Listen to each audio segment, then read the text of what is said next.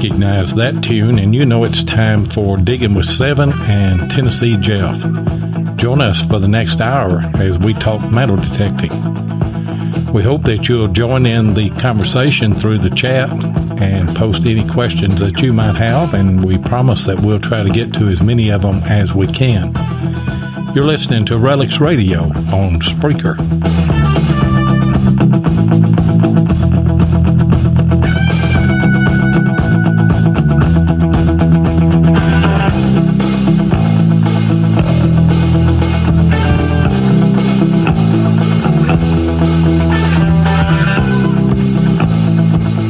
Nobody's in the chat yet.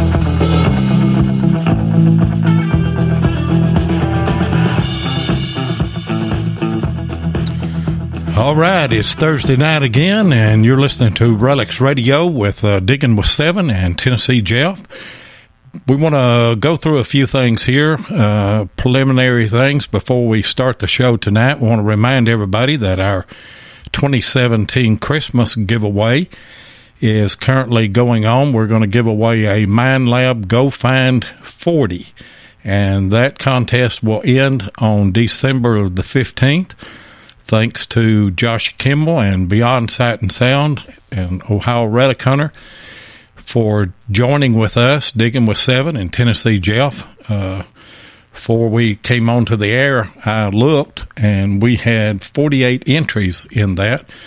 We need more than that, so go over to Digging with Seven and just go into the videos there and look for 2017 Christmas giveaway.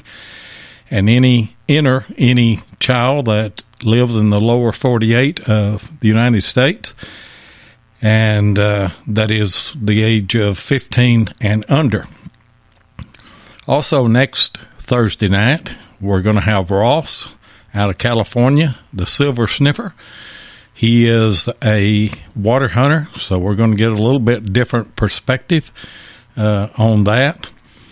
Want to remind you also that we put out a video every Tuesday on YouTube, Digging with Seven, and we will try to do a call-in to that. We've had a little bit of problem with our call-ins, but anyway, you can give it a shot, and the number is 615-450-6198. And got Sydney in the control room tonight, and hopefully get her to screen some calls, get some names, and get you on, and you can join in the conversation on the chat. Somebody asked me earlier in the week, how do you get in the chat? There is a comment icon at the top, and if you click on that, that will bring you into the chat, and you'll be able to see. I see Kimbo is in. Hello, guys. Yeah, I see Kimbo. Yeah, how's it going, Kimbo? And we got Tennessee Jeff on the line there. How you doing tonight, Jeff? Just fine, just fine. How are you doing, Seb? I'm doing good. It's turned cold on us, I tell you. It has turned cold. And I tried deer hunting a little bit this evening, but it was. I come down out of the stand pretty quick. Yeah, it gets windy up in the stand. There ain't no doubt. It sure does. What I think that we'll try to do tonight is just kind of go through and look at our year in review, and in the process, we're going to be able to talk a little bit about what we found, and I want to talk about the signals. I want to talk about how we approach a site, and all of those things. So let's kick it off here. Back in March, we found the Rockwall site there. Tell everybody a little bit. Yeah, we sure did. Tell everybody a little bit about how we found that site. Well, actually, we went on historic aerials, and then, of course, luckily your daughter lived right there at it, so we could get in there to it. And then, of course, it was part of her subdivision, so, I mean, it was the undeveloped part, and we could get in there like that. And we seen it on historic aerials, but it was in the 1950s is what I seen, and you could see the top of like some kind of building back in the woods. And then, of course, we went there, and then we found a a lot of modern trash, and I mean it was terrible. But then we found the rock wall, and then, of course we knew that was the age we were looking for. And there was this big hole of water inside, like in that area. And I'm still thinking to this day that's where they dug the well out. Just the contractors were no one would fall in the well or whatnot. So, but I mean, it's turned out to be a real good place. What did you end up finding there, Seven? Well, when we first went in, like Jeff said, and here's the beauty of doing research. You may be looking on historic aerials or something at a 1950s house. But if a house is in a good location, there's a good chance that there was a house there earlier than that. And that was the case with this house. And we thought that was the way it was going to be because it had the rock wall and the old well and stuff there. But anyway, we went in and, oh man, we were finding sheet metal and jar lids. I don't know how many jar lids that we found, but we just kept plugging in there, and I kind of got to the point that I was ready to leave the place, and Jeff got one more signal that was down around the rock wall there. And what did I tell you? You said, if it's not a button, we're leaving. And what did I say? Jeff looked up and he said, well, we're going to stay. He found a tomback button. So we started hunting in that area up above the rock wall. And if you go back to, I think we released that video March the 7th on Diggin with 7. But you'll see some of the things that we found. And then and Jeff had a real good day that day as we were working that site, because you found a War of 1812 button.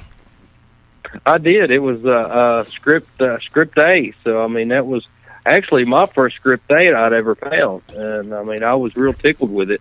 And I did find that button that had the glass front, that had the pearl rose inside of it. You remember? You remember me finding that one? I remember it was up out of the walk path there of the rock wall up there around the little sapling. I remember exactly. Yeah, it sure was. That was. Yeah. And then, of course, like me and Seven, we hunted in thickets. And then what was this, Seven? It was a thicket, wasn't it? It was a thicket. It sure was. And what was it? I was crawled to you to look at a target, and then I had to crawl back to where I was digging at. And two of my good finds were at that spot. This is around the 1950s house that was kind of up the hill a little bit from the rock wall. And we got up there, and you really had to pick through the junk. But finding horseshoes and finding bridle bits and all kind of things there. But I found a couple of buttons that had eagles on the back, and they were War of 1812, not the pewter type that you found, but nonetheless they were good buttons. And then they were great buttons. Then I found I had a good day. I don't know. We hunted that spot 3-4 times. And 3 or 4 times, and you went back that one time that I think I was working, and you went back, and then you found a few things then. Yeah, not much that time. I did find a presidential token, was about it. But anyway, we got back to it, and I had a great day. I found a silver spoon, and I found a cut real, and that was one of the best signals that I've ever had at that, because I told Jeff, I said, if this is not a Cohen, I want to buy your dinner. And you walked over there, and it was up under a root, and it wasn't very deep. I don't know, maybe 3 or 4 inches, and pulled it out, and it was a cut real. So that was a great find. But I guess this is the point that we're trying to make. All of that came out of what we thought was going to be a 1950s house. Dave Miller's in the house. Yep. Hello, Dave. But we thought that was going to be a 1950s house, and it turned out to be a great spot. Oh, it did. And there's still a bunch of relics left, and we need to get back there as quick as we can. I say as soon as deer season's over, we need to head back that way. I don't know if there's too many deer hunters in there, to tell you the truth, because it's so close to the houses and actually in the city limits. So I don't know. Yeah. There's a good possibility that there's not any deer hunters in there. But anyway, that was the highlight of our march. And we had other hunts and things and found some other things, but those are kind of the highlights. And then in April, we went to a place that we named Harmonica Hill. Oh, Harmonica Hill, buddy. It's been a great one. It has. And that kind of got us really going on, me going on the harmonicas. And we had a contest where that we gave shovel away that time, didn't we? Yeah, we gave the shovel away on the harmonica reeds. Yeah, and Ron Reed found that. Now, how ironic is that? That we're talking about finding harmonica reeds, and I had found one in every episode in 2017 to that point. And we were at an old house site that we'd walked up a creek, a half-mile creek, we call that one. And out of everything that I found there, we found a few wheats. But I found harmonica reed, and I just turned around and told Jeff, I said, we're going to have a contest. He said, what kind of contest? I said, well, if somebody can guess what episode I don't find a harmonica reed, then we're going to give something away. We'll come up with some kind of gift. And we got a Predator Piranha shovel, and I don't remember what episode it was, but Ron Reed down at Murfreesboro was correctly guessed that, and he won that. Why do you say that there were so many? And first of all, how many harmonica reeds do you think we found there? About 2 5-gallon bucketfuls, probably, but if not more. But I mean, I have no idea unless the person that lives in the house made harmonicas. I mean, that's the only thing I can figure. Dave said. He said it was a harmonica music school there. It may have been. I have no idea. I don't know what it was. Let me go to the old map here, and I'll pull the name up. The guy owned that house right there. Okay. I have no idea. I mean, while you're looking for that and doing that, and by the way, I'm in southern Kentucky and he's in middle Tennessee. We're about an hour and a half apart, and Jeff's on the phone tonight. But we do have a phone line open if someone wants to try to call. We've been having a little bit of trouble with our call-ins, but the number is 615-450-6198, and we got Sydney in the control room. She'll go and screen the call and get your name and everything. We'll try to get you on if we can. Did you find the name? I'm right here now. Anyway, but it was this was the 1878 map. Okay, and then it's an old site because there were no jar lids there. There's obviously iron. You have iron at every site, but this was a colonial period site. This was a early to mid 1800s site because of all the stuff that we found. A lot of flat buttons there. Oh yeah, a lot of flat buttons and a lot of good flat buttons. S.D. Bentley. S.D. Bentley. So I wonder if there's a harmonica called the Bentley harmonica. I never looked it up, so there may be a Bentley harmonica. Who knows? I did a made in Sumner County. I did a history clip on harmonicas, and I never did run across that name. Dave Miller said it's Horner, I guess. We always said that they were Horner. Horner? Yeah, Horner. harmonicas, but Horner, I guess, is the name, Honer. But anyway, man, we found a bunch of them there, and found a few Civil War items. A few Civil War bullets, and then I found my very first 2 cent piece there. That was a great find for me. It was 1864. And actually, that's my first Civil War coin that was made during the Civil War. It was the 1864. And it was in great shape. I mean, it was in really great shape. Had real good patina on it. And that was around one of the chimney stacks. And what we say when we talk about a chimney stack, and that's why we hunted the place, y'all just happened to go in there and find it, is that you've got a bunch of rocks and everything that where the chimneys just fell down, you know. And so you've got just a big stack of rocks. And you found your 2-center right in there.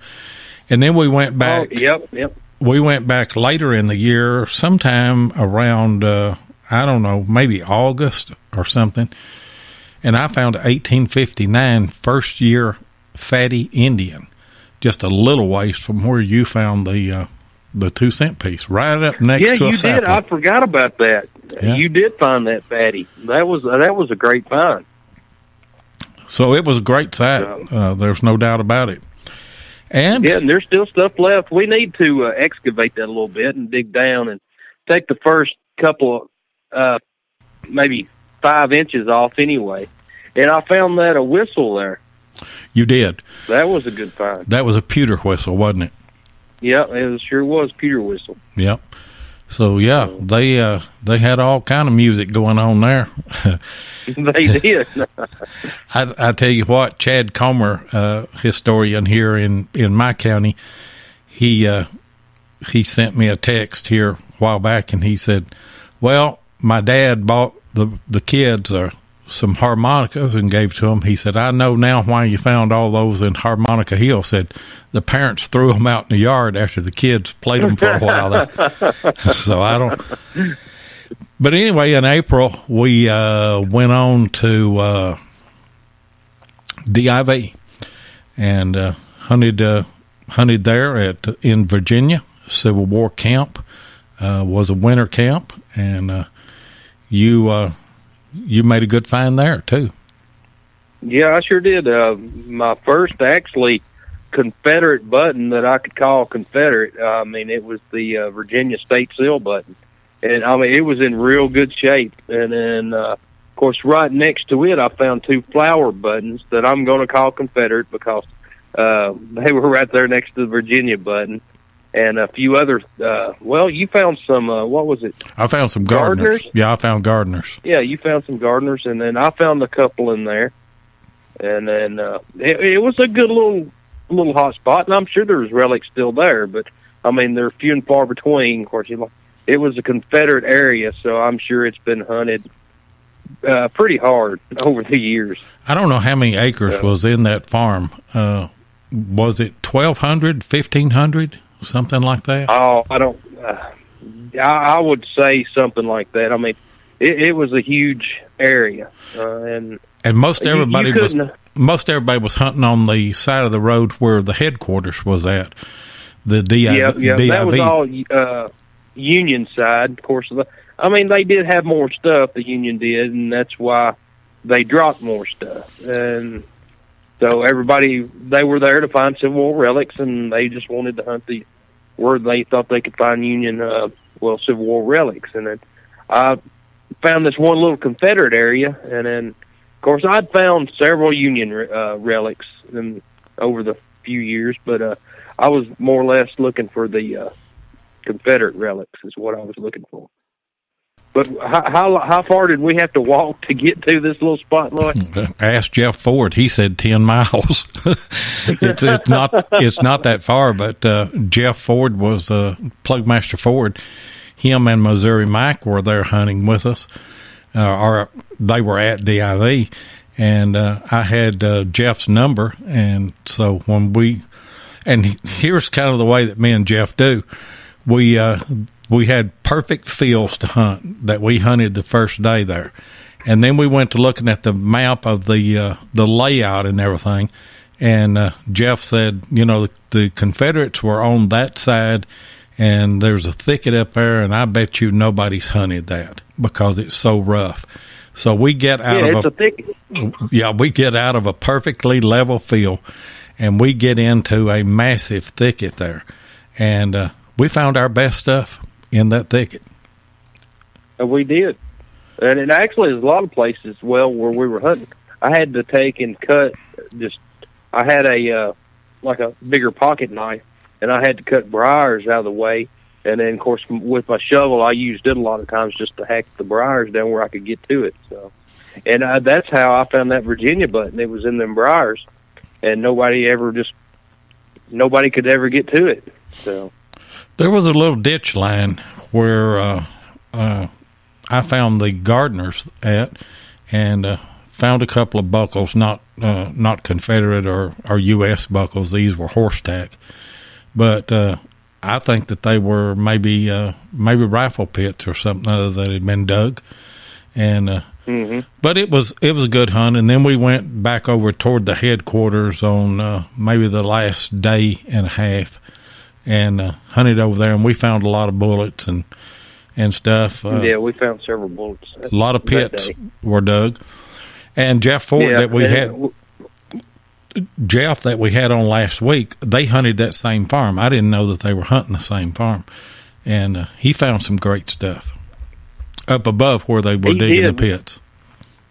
What about that inkwell? Oh, man. Found? That was what did he say? He got a signal and just took one scoop out with his shovel, and then that popped out of the ground? It popped out of the ground, yep. And that's like a clay marble or an arrowhead. You're not going to get a signal on that, but you are gonna, you'll look up every now and then. You could say that was dropped for him or left there for him. I guess. I mean, you hardly do that. I mean, I've done it maybe once or twice with arrowheads, but clay inkwell. I mean, no, I've never done that. No, I haven't. And especially the plow never hit it or nothing. So. Yeah, that's what I can't believe, is that the plow never hit it. But anyway, that's kind of the highlight of our April. And then in June, we went to, what is that where you found the Corps badge? What do we call that? Oh, that was Fort Mitchell. It was guarding the railroad, the L&N Railroad, here in Middle Tennessee at the time. And so I think it was built in 63, I believe is when it was built. Yeah. And, we've hunted that quite a bit, and we found several bullets there, found buttons there. Sham and Hornbush hunted with us one time there, and it's a great place.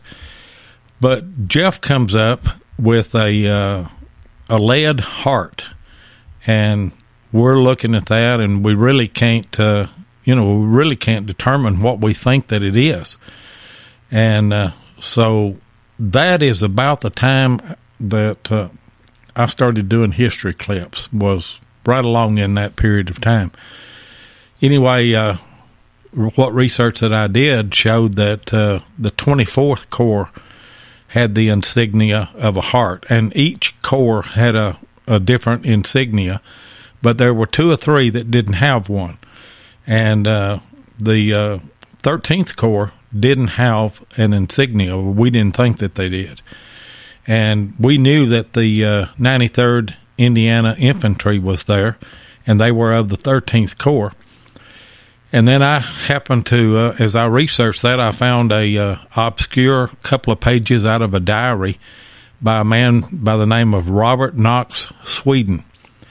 And I don't know why he did it, but he drew every insignia of every corps that had one, and told the commander that was there. And McClellan was the commander of the 13th Corps, and he had McClellan's name, and he had a heart.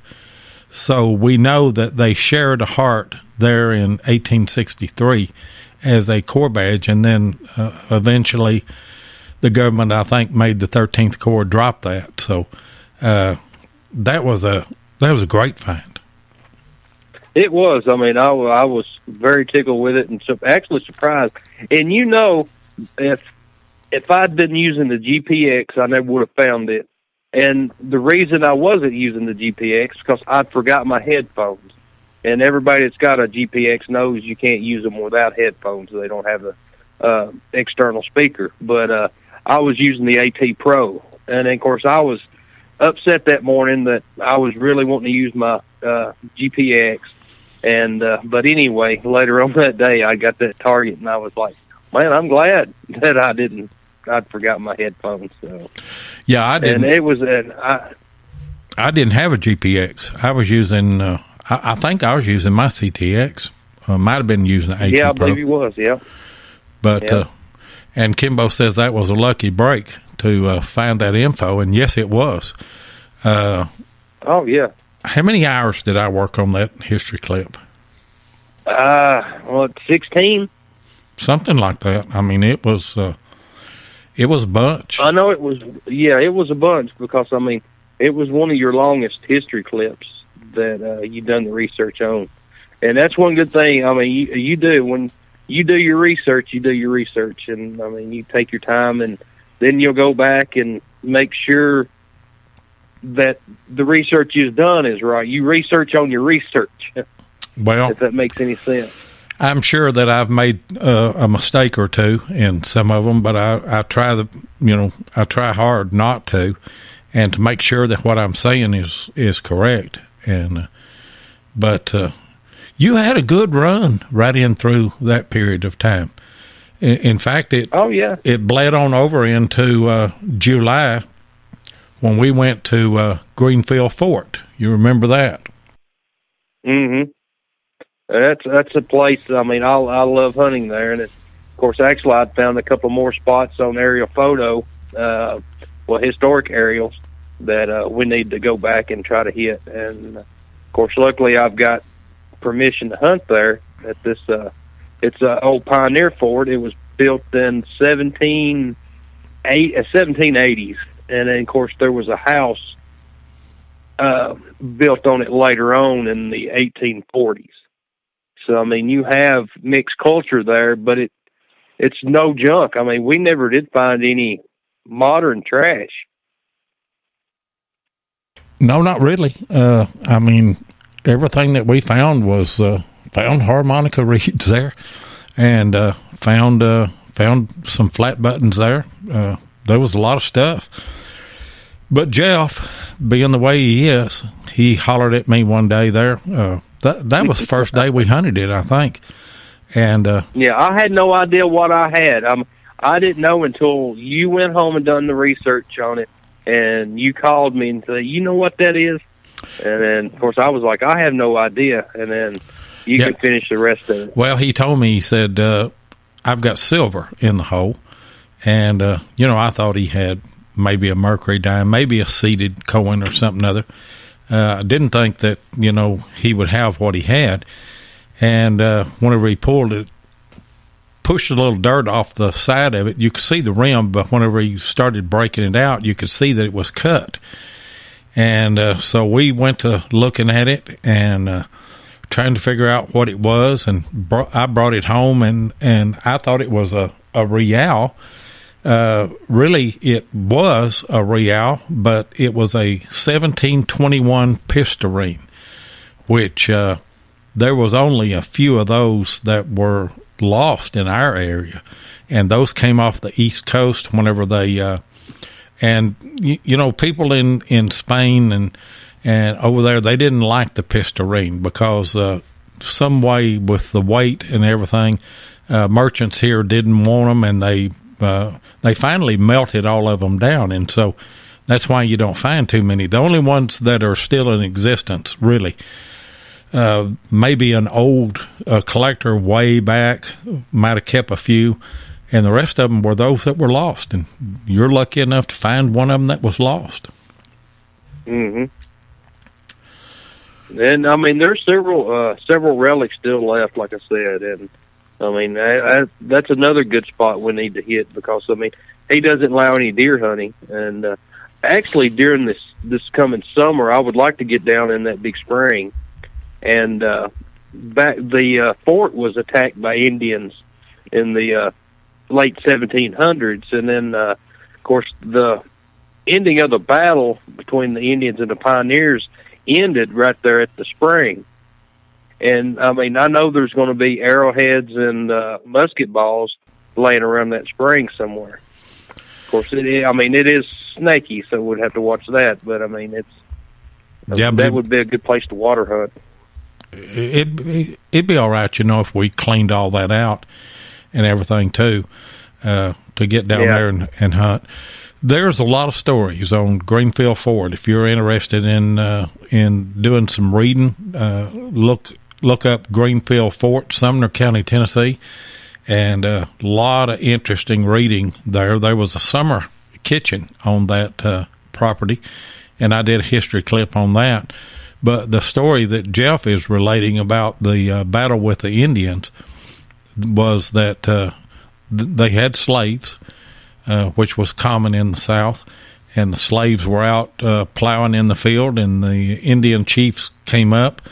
And the best I remember, I think that there was only maybe 4 or 5 or maybe 3 or 4 of the slaves, and then a couple of the other guys. They just charged the Indians. I mean, they were outnumbered, but they charged them firing and actually ran them off, and really saved the fort. Hey, Jeff. I believe that's right, yep. And then before we go any further, there's another good fort down the road here. It's called Ziegler's Fort. And I've been trying to get on that property, but the guy, I mean, he's not seeing it the way I see it. But, I mean, it was burnt down in 1792. And, of course, I think it was 7 or 8 pioneers that built the fort, and then they lived there. I think it had like 3 cabins. And, of course, like I said, it was burnt down. And it was burnt down by the Indians, and they left everything. There was only 2 people survived that attack from the Indians, and then they went to Bledsoe's fort down here next to the house. Is the only way they survived. So there's a lot of relics left there. It's amazing the places that we hunt. If we could go back in history and see how hard that life really was, and that they put their life on the line every morning to get up and go get water out of the well or out of the creek or out of the spring, and just to find food or tend the crops. That's what the slaves were doing whenever the Indians attacked. They had mules and they were plowing the field. So, it's kind of sobering to me to know the places that we hunt, all the stuff that went on there. Oh yeah, I mean, it's a lot of stuff that went on, and I mean, you never know. Like, I've never done it, but like, if you're digging a target, I mean, you never know when you're going to dig up a bone, especially around this area. I mean, there might be a pioneer laying anywhere or a Indian laying anywhere, and then if you're digging a hole and you run into bones, I mean, you never know when it's going to happen. Yeah, I don't want to dig up no bones, I'll tell you. No, I don't want to dig up no bones either. I'm going to move over if I go getting in the bone. And I tell you why we quit hunting that place. If you remember, the Gallatin camp opened up. Oh, yep, it sure did. Yep, the construction site. The construction site. The infamous mound of dirt. That was a good site. They don't come along like that. Jeff Ford was going to a DIV hunt, and he sent me a message on my phone. He said, "I'm coming through your neck of the woods." He said, "Can you send me the GPS coordinates on that mound of dirt?" What'd you find there? Well, I found a couple of bullets. Yeah. I think end up with 30-something, like 40-something Williams Cleaners Type 3. What is it, Prussian? Yeah, Prussian. Is that how you pronounce it? Yeah. Okay, 69. And several 58 calibers, and then several buttons. Found one artillery button there, and the rest of them, maybe 2 of them was infantry, and then the rest of them was general service. And then, of course, did find 3 box plates. So, yeah. Now, you can't go to very many places and find 3 box plates. No. That's pretty good. You sure can't. And they were, they were in decent shape. One of them real good shape. The other two were in decent shape. I did find the finial off of one of the cartridge boxes where you found the plate, but I didn't find the plate, and that's still on my bucket list. I want to find one. I will one of these days. I'll find one of them there. In fact, I gave you one of them, didn't I? Well, yeah, you did. You just swapped sides at the wrong time. What was it? You were doing pretty good on that dirt pile, and then you kind of got feeling bad because I wasn't finding anything. You was like, well, I'll go up. You said, I'll go up the left side this time. And I was like, well, okay. And then so I started going up the right side. And the first signal. Was a box plate. Yep. And yeah. For those of you that haven't watched the videos that we did at the Gallatin camp there, the Union forces that was their main camp, and it's pretty well right downtown Gallatin, Tennessee. And they're going to put a bank in there, and so they began to excavate that camp.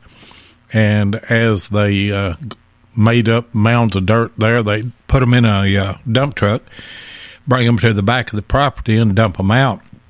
And I don't know, they'd get 3 or 4 dump truck loads, and then he'd take a dozer and he'd push them up. And it was like a 45-degree incline of just dirt. And, we had maybe 30, 40 minutes to hunt that pile before they would come and push another bunch up.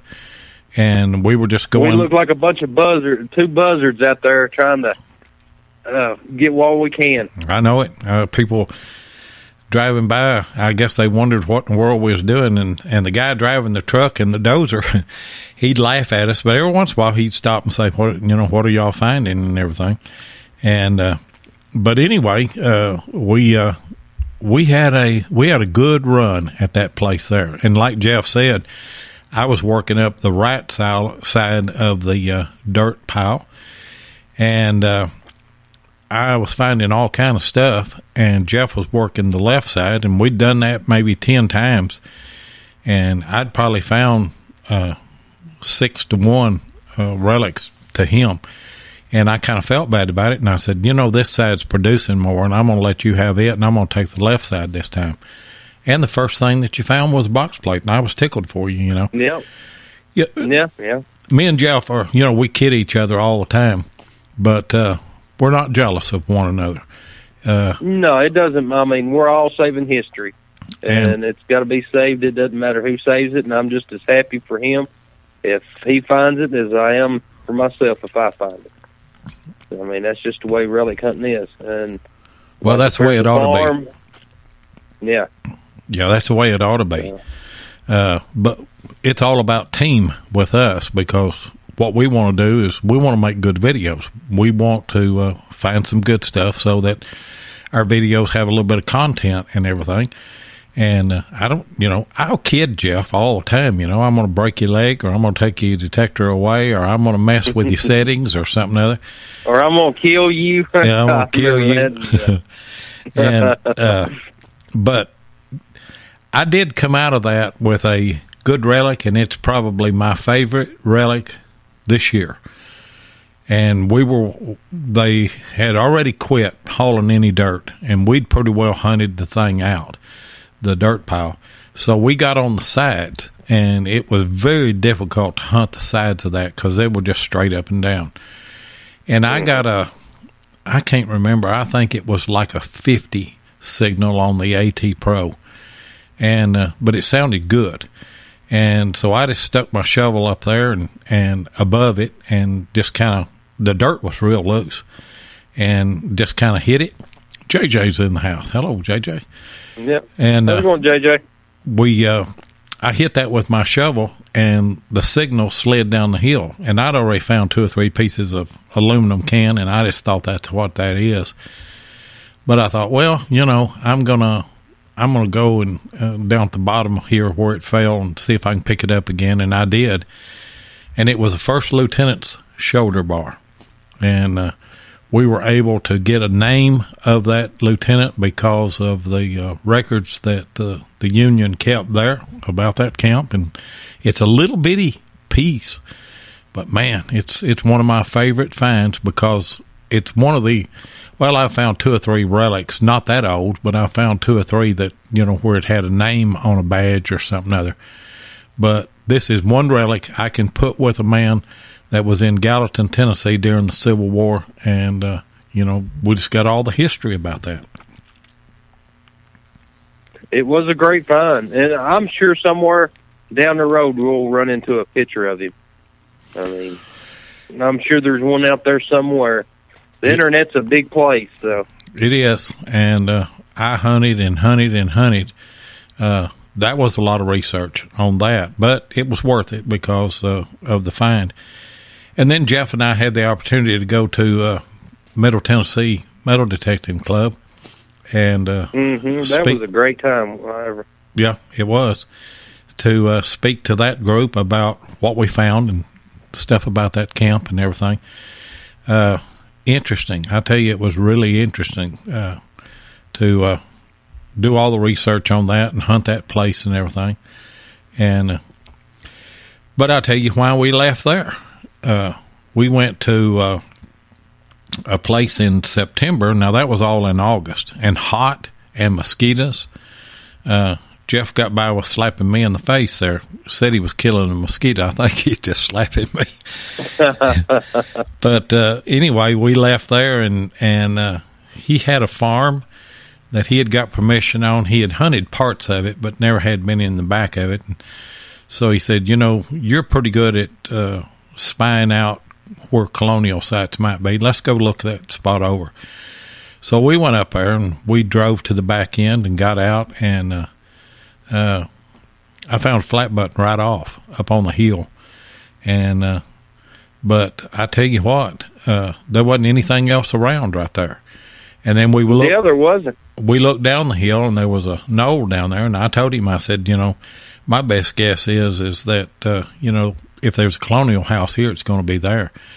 So we went down there and found an old barn site because we found all kind of horse tack, horseshoes and everything. Yeah, it was a lot of horse tack. You went south, and I went north from there, maybe up to 100 yards, just scouting. And I found... scouting. I mean, we wasn't slow or anything. We were just... we were looking for iron patches is what we were doing. Yep, looking for anything that we could find, some kind of debris field. And I found, I think the first thing I found was a couple of pewter spoons, not complete, just the bowls. And you went south down toward the woods there. So I hollered at him, and I said, come over here because we got a debris field over here, and I found a couple of pewter spoons. And he whang-dangled me on that one, too. I tell you, I found a flat button, and I was filming it, and here he come out across the pad there, or the knoll, and he said, "Where'd you find that button at?" And of course, we're just playing. And you found a half dime. Yep, sure did. It was a whole half dime. 1835. I couldn't remember the date. It was a great shape other than it being hold. And, of course, that gives it character, too. But, as a coin dealer told me that, that hole hurts it as, being a real good collectible coin. So, but, the way I look at it, it just gives it character. So, it's not like I'm going to get rid of it anyway. And then I would rather have a seeded or kept bust or whatever. I'd rather have one that had a hole in it. It's got more character. But on that hunt, we decided, we've got a colonial site, and we need to put up a contest because we had got a pin pointer, and we're gonna give that pin pointer away. So he said, let's have it on a real, because it had been back at the Rockwall field in March whenever I found a real, and it had been a while since you had found a real. So we said, yeah, we'll just do that. We'll have a real, and we'll put up a contest. Whoever finds the first real. And I'll be dadgum if we didn't go back the next hunt, and you found a real. Yep, sure did. And then, of course, we had to give the pin pointer away. Yeah. So. And that was like that was like in a week, Yeah, yeah, it was in pretty much the same week. I mean, we made that the giveaway deal, and then we said if we find a real, and the next one it finds, we'll give away the pin pointer. And it could have been maybe 7 days at the most. It wasn't long. And Jeff Ford won that, of all people. I remember when we put on there, he picked you, and he said, I picked Jeff in episode whatever, that he's going to find a real, because he said, Jeffs are lucky. Well, you both were. You found the real, and he got the pin pointer. But that's a good site, and I think that there's some more colonial spots there. Oh, yeah. And then, of course, there's still a lot of, I'd say there's several relics still left where we were hunting. I mean, I'm dying to get back there, but, I mean, of course, like, you've got deer hunters in there right now, so we'll have to wait till after January. Yeah, we don't need to let the grass get up there, because that was full of Johnson grass, and the guy came and bush hogged all that. But there's a lot of spots that I want to look at there. And the signals were not real good at that spot, were they? No, they wasn't. Not good at all. I mean, you would go along, and you may get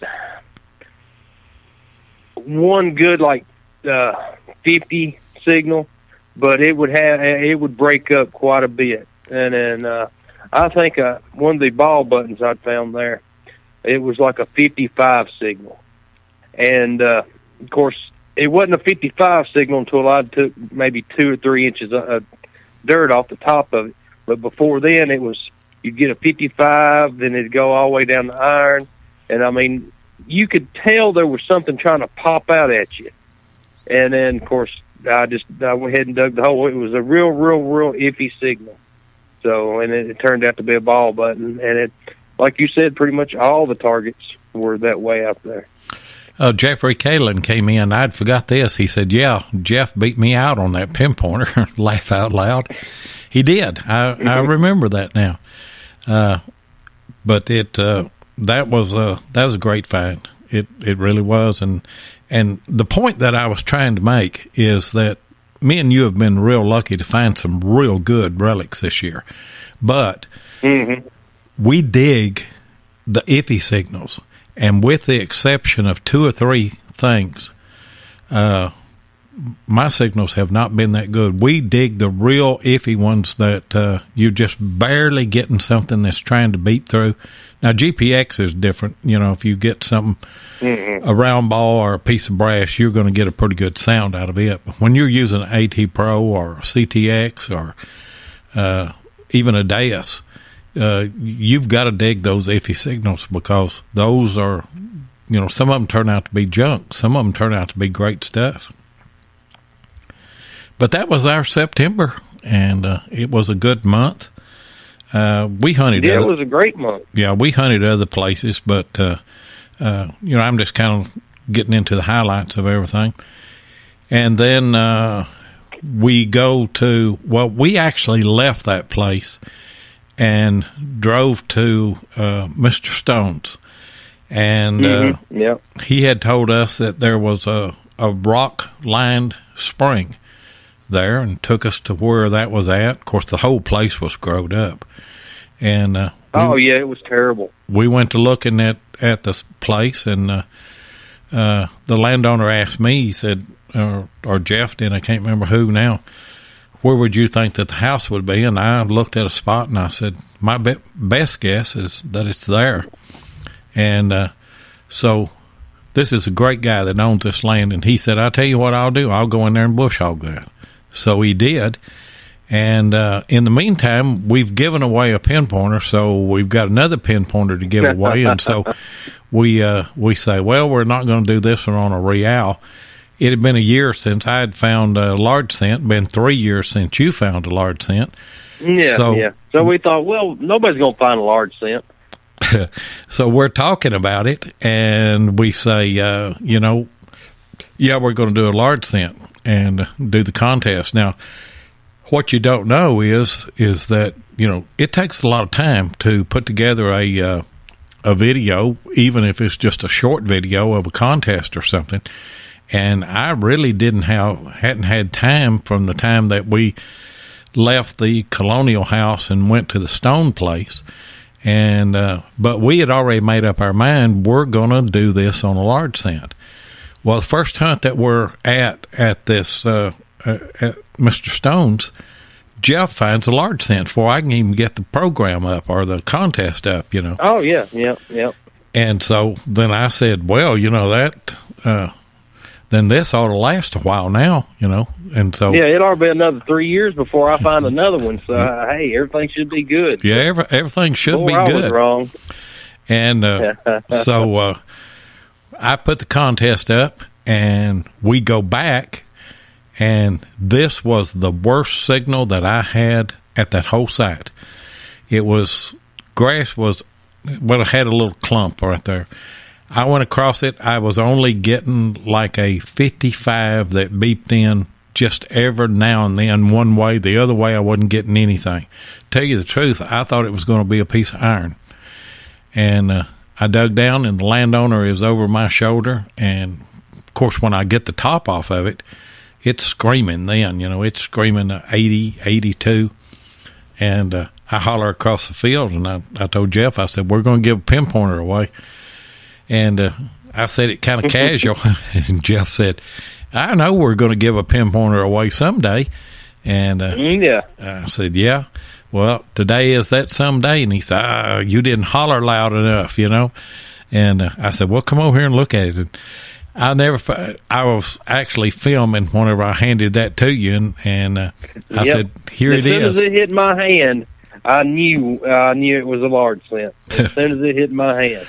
And I was like, no kidding. And then, I was surprised. I was surprised, too. With there being 2 large scents found right there, and then the landowner actually found the best find there. I think so, too.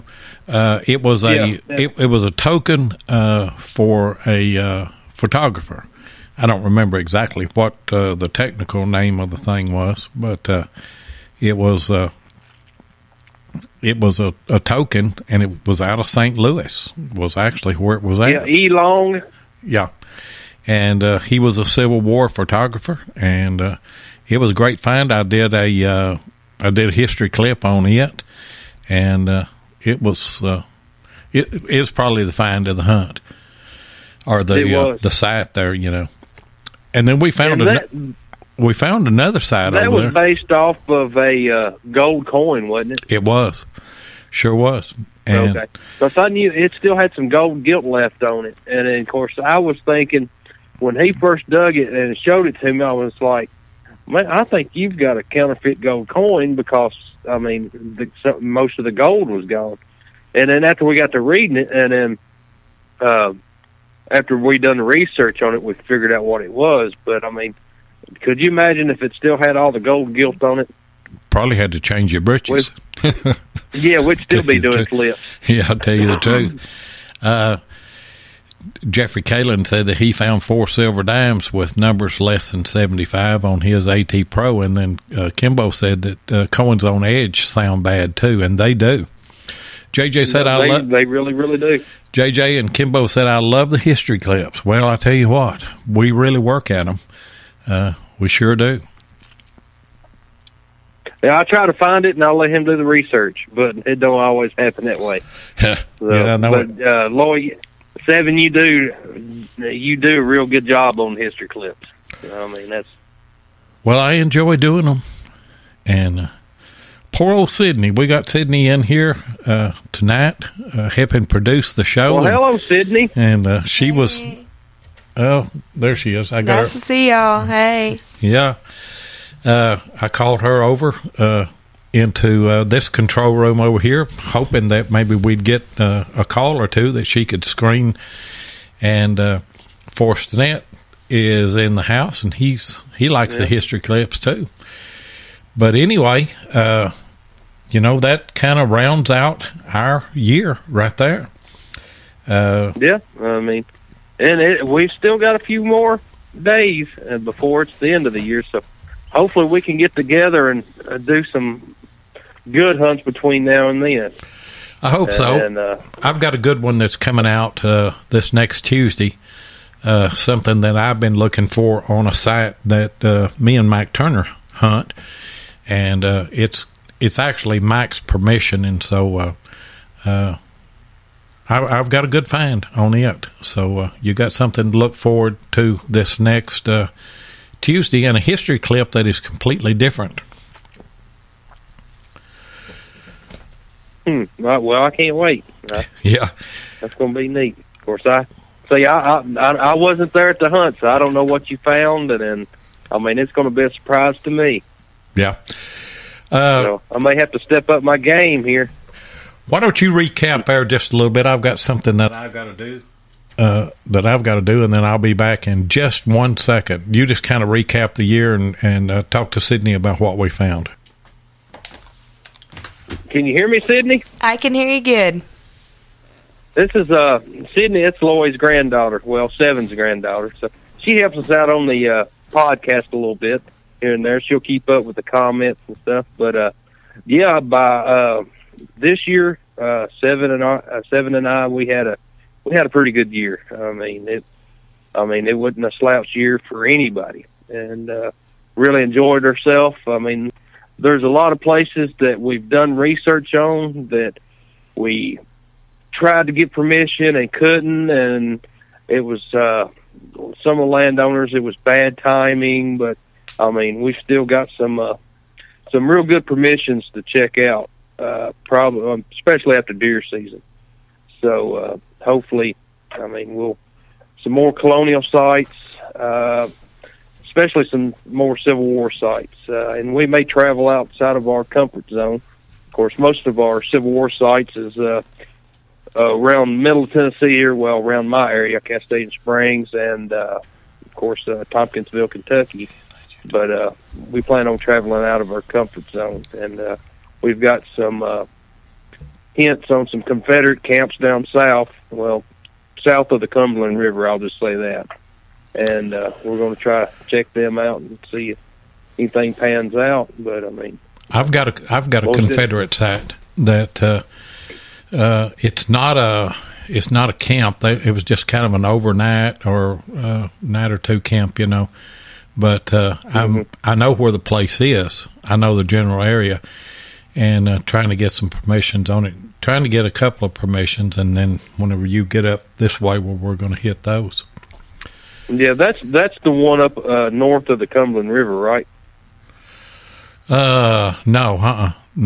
That one up there. It's still south of the Cumberland. Yeah, it's around Tompkinsville. It's actually west of, kind of southwest of Tompkinsville, and they were going from here well, I guess they were going to Glasgow, and John Hunt Morgan came through here quite a bit, and would go to Glasgow and up to Cave City and up to E-Town, and heading over toward the railroad. They destroyed all kind of railroad stuff over there.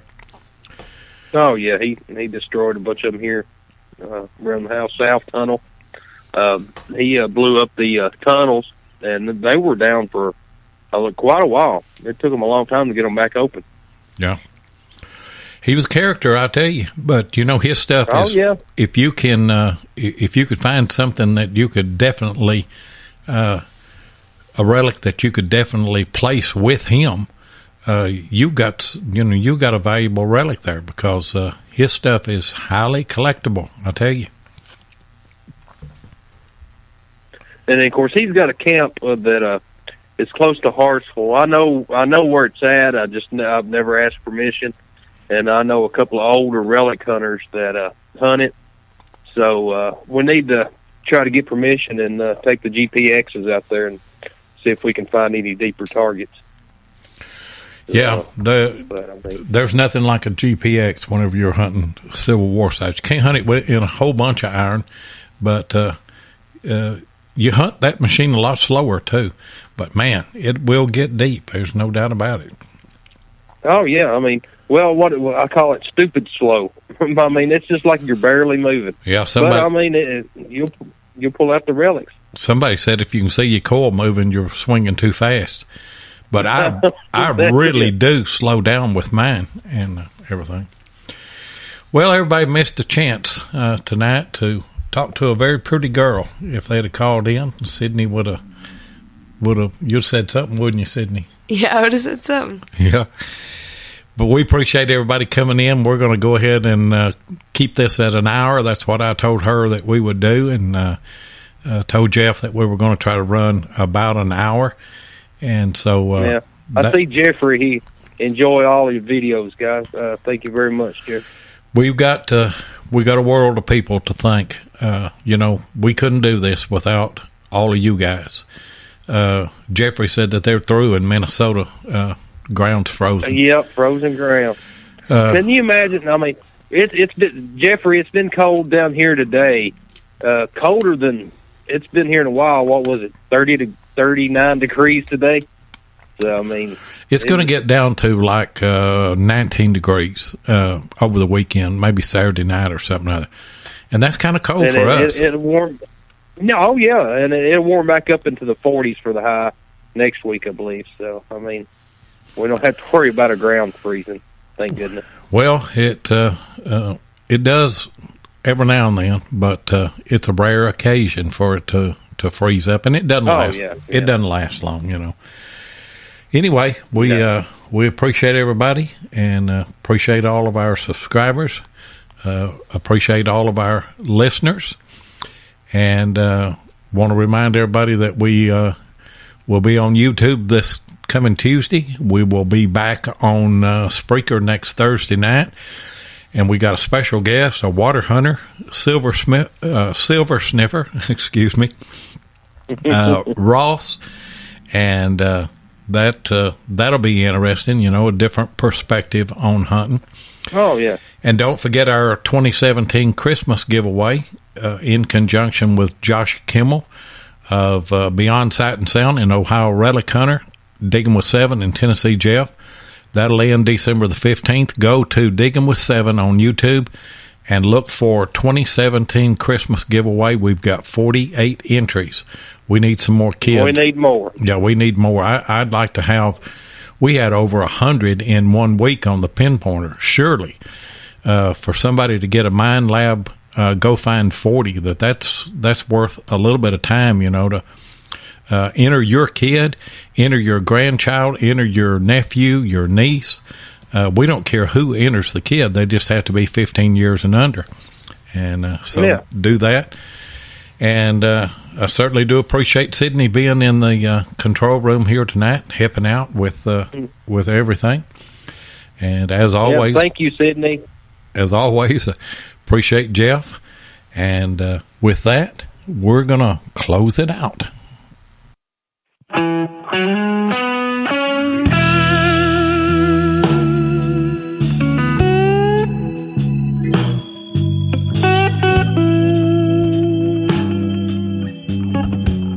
Thank you so much for joining us here tonight on Relics Radio. We certainly do appreciate it. Take a minute and hit the like button, and also follow us on Spreaker so that you'll get notifications of all of our upcoming episodes. Check us out on YouTube also, Diggin with 7 or Tennessee Jeff. We've also got a Facebook page called Relics Radio. If you want to get in contact with us, send us an email to digginwith7@gmail.com. Join us every Thursday night at 6 p.m. Central Standard Time, that's 7 p.m. Eastern, for another live broadcast of Relics Radio. Until then, go out there and dig some history.